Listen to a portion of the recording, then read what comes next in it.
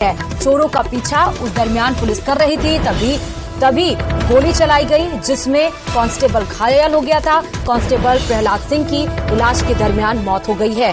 घर परिवार में शोक की लहर कांस्टेबल प्रहलाद सिंह की मौत के बाद से। बड़ी खबर आपको बता रहे हैं, जहां पर जयपुर से बड़ी खबर है। कांस्टेबल की मौत के बाद से शोक की लहर है।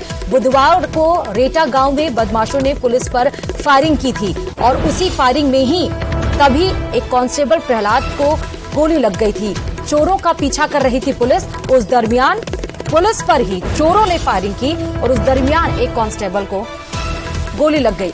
इस खबर पर हमारे सहयोगी महेश जुड़े हुए हैं। महेश, एक बड़ी खबर इसलिए है क्योंकि चोरों ने पुलिस पर गोली चलाई और उस दरमियान एक कांस्टेबल घायल हो गया था, लेकिन इलाज के दरमियान उसकी मौत हो गई। शोक की लहर और उस जाबाज कांस्टेबल को सल्यूट भी। देखिए, बिल्कुल आपको जानकारी देना चाहूँगा। मैं इस समय में न्यूरो सर्जरी ऑपरेशन थिएटर के बाहर हूँ और यहीं पर जो है पार्थिव देह है कांस्टेबल प्रहलाद की, जिन्होंने अपनी जांबाजी, अपनी वीरता, अपनी बहादुरी का जो परिचय दिया था। किस तरह से जो बदमाशों के साथ में जो मुठभेड़ हुई, चोरों के साथ में जो मुठभेड़ हुई, उसमें उन्होंने अपनी जान गंवाई है। अब उनके जो साथी हैं, उनके परिजन हैं, वो यहाँ पर पहुंचे हुए हैं। उनके पार्थिव देह को जो है यहाँ से कुछ ही पलों में जो है यहाँ से आगे की ओर उनके पैतृक निवास है उनकी ओर ले जाया जाएगा। उनके भाई यहाँ पर पहुंचे हुए हैं और जो दौसा थाना है, उनके जो सीआई है वो यहाँ पर पहुंचे हुए हैं। सीआई हीरालाल जी, यहाँ पर मैं आपसे बात करना चाहूँगा। सर, जो आज जिस तरह से आपके साथी हैं प्रहलाद जी, उनकी आज निधन हुआ है, किस तरह से आप उनकी शहादत को, किस तरह से आप उनकी बहादुरी को देखते हैं और क्या रहने वाला है? प्रहलाद सिंह जी बड़े बहादुर हमारे जवान थे और राजस्थान पुलिस को मैं मानता हूँ एक बहुत बड़ा नुकसान हुआ है इससे। और बदमाशों से मुठभेड़ करते हुए उन्होंने जो है अपना कर्तव्य की जो पराकाष्ठा है, अपना कर्तव्य पूरी तरह निभाया है। मैं श्रद्धासुमन अर्पित करता हूँ और राजस्थान पुलिस को ये बड़ा ऐसे बहादुर लोगों से नुकसान है। पुलिस विभाग इस बहादुरी को, इस शहादत को किस तरह से देखता है? किस तरह से आप लोग उनके परिवार को लेकर के संवेदनाएं रखेंगे? किस तरह से उनका पूरा पुलिस विभाग परिवार के साथ है। हमारे सारे सीनियर अफसर्स लगातार मॉनिटरिंग कर रहे हैं और वो भी थोड़ी देर में पधारेंगे भी यहाँ उनको सम्मान देने के लिए। मृतक की जो आत्मा के लिए पूरा सम्मान है, साथ में पूरे परिवार के साथ राजस्थान पुलिस किस तरह का घटनाक्रम रहा था सर ये? क्योंकि आप उनको, उनके थाने को लीड करते हैं, किस तरह का ये घटनाक्रम रहा था? घटना तो बदमाशों की सूचना पर इन्होंने पीछा किया था, पकड़ने का प्रयास किया। बदमाश ने फायरिंग की, गोली मार दी, क्योंकि गंभीर रूप से घायल होने के बाद में जो है इनको यहाँ अस्पताल में एडमिट करवाया था। और हमारी उसके बाद में दोनों आमने सामने से फायरिंग की, दोनों तरफ से उसने मतलब जैसे नजदीक पहुंचे सबसे पहले फायर कर दिया ना, तो सीधा ही लगा। बदमाशों ने पहले फायर किया, उसके बाद जवाबी जो है फायर हुआ फिर बाद में। लेकिन जब तक तो क्या बदमाश अभी तक गिरफ्त में आए हैं क्या? उनका एक बदमाश को गिरफ्त में ले लिया था, दोबारा फायरिंग की थी उसने और फायरिंग में वो भी घायल हुआ है। हमारे जवानों की भी लगी है, वो जेल इलाज है। इस तरह से उनका परिवार जो कह रहा है कि न्याय दिलाने की कोशिश होगी। पुलिस विभाग पूरी तरह साथ है, परिवार के साथ। पुलिस विभाग जो है पूरी तरह साथ है और ये साथ का जो वादा है, उनके जो एचओडी हैं या कह सकते हैं कि जो सीआई है उनके थाने के, हीरालाल जी से हमने बात की थी। उनके जो परिवारजन हैं उनसे एक बार बात करने की कोशिश है।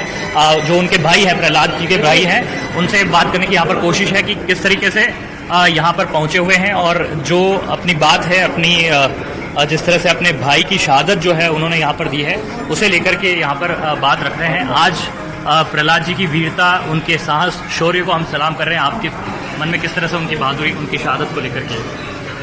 वो एक बहुत ही बहादुर सिपाही था दौसा पुलिस में। उसके ऐसा जांबाज मैंने देखा नहीं था अभी। वो मेरा भाई था, इसलिए मुझे उस पर गर्व है। उसको शहीद का दर्जा दिया जाना चाहिए। शहीद का दर्जा दिया जाएगा। पुलिस विभाग की तरफ से भी हम बात कर रहे थे। परिवार में उनके कौन कौन हैं, किस तरह से आपका परिवार है और किस तरह की परिस्थितियों में अभी मौजूदा अगर बात करते हैं तो? बिल्कुल ही गरीबी हालत में है सर। वो इतने दिन नौकरी कर रहा था, बस हमारे को कुछ पाला पोसा है उन्होंने, इसके अलावा कुछ नहीं कर पाया।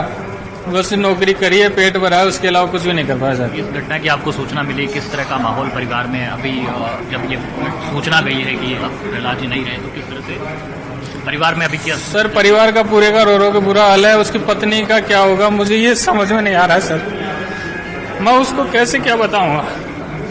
अभी उसको बताया नहीं है मैंने, लेकिन मैं बताऊंगा कैसे, किस मुंह से मैं बोलूंगा कि मेरा भाई नहीं रहा।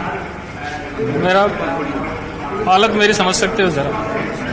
तो परिवार में बच्चे कितने हैं उनके? और 2 बच्चे हैं सर उनके, एक लड़का एक लड़की है। बाकी क्राइम पे देखो रोक लगनी चाहिए।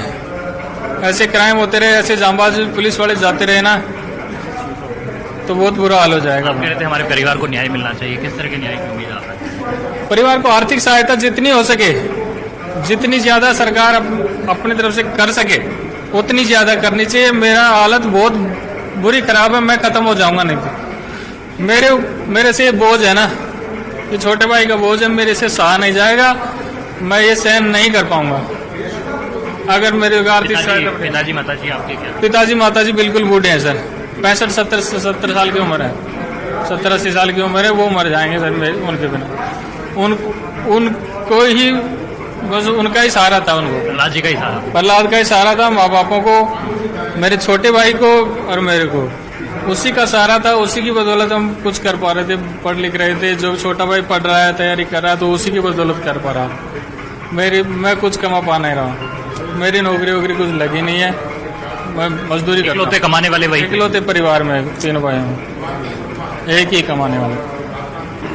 आप प्रहलाद जी के गांव से हैं? हाँ, मेरा गांव चिपलटा है, सीकर जिले में। प्रहलाद जी चिपलटा के पास में ढाणिया खातीवाड़ा के रहने वाले थे।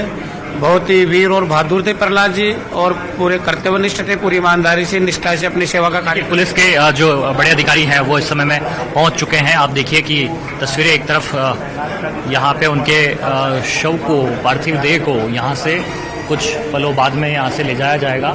वीरता, शौर्य और बहादुरी पुलिस विभाग में इस जवान ने अपनी जान देकर के, अपनी प्राणों की आहुति देकर के भी साबित किया है कि पुलिसकर्मी भी जिस तरीके से हम देखते हैं कि आर्मी में देश की रक्षा करते हुए, दुश्मन से लड़ते हुए जिस तरह से हमारे जवान शहीद होते हैं, कमोबेश उसी तरह से देश के अंदर पुलिस एक ऐसा विभाग है जिसमें जो जवान हैं वो प्रदेशवासियों की, देशवासियों की सुरक्षा करते हैं।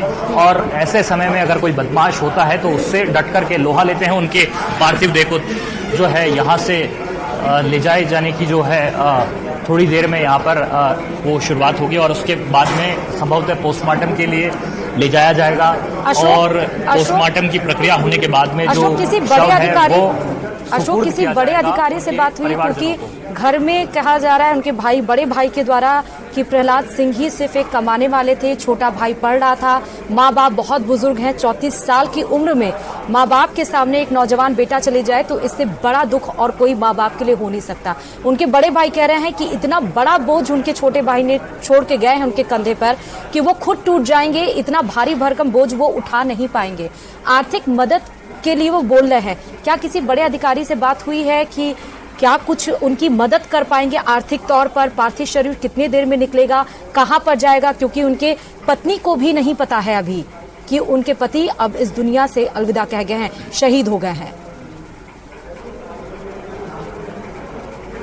प्रियंका, बिल्कुल आपने देखा कि किस तरीके से जो यहाँ पर पुलिस के जो जवान हैं वो भी पहुंचे हुए हैं। उनके थाने के जो सीआई है वो यहाँ पर हिरालाल वो पहुंचे हुए हैं, और साथ ही में पुलिस के अब जो बड़े अधिकारी हैं वो यहाँ पर उनका पहुंचने का सिलसिला शुरू हो गया है। जब उन्हें एडमिट किया गया था प्रहलाद को यहाँ पर, तब जो है खुद डीजीपी उमेश मिश्र है वो यहाँ पर आए थे, उनके सेहत का हालचाल जानने के लिए यहाँ पर आए थे।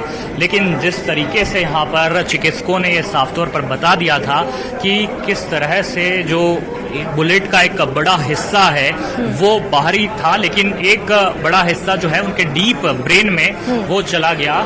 तो इस लिहाज से जो है वो निकालना जो है भारी काम उस वक्त में हो गया, और इसी कारण से जो उनकी ब्रेन डेड जैसी स्थिति थी वो पहले से हो गई थी, और आज उन्हें यहाँ पर मृत घोषित जो है वो चिकित्सकों की तरफ से कर दिया गया है। उनके परिवारजन जो है वो यहाँ पर पहुंचे हुए हैं, और पूरे परिवार में उनके रो रो करके बुरा हाल है।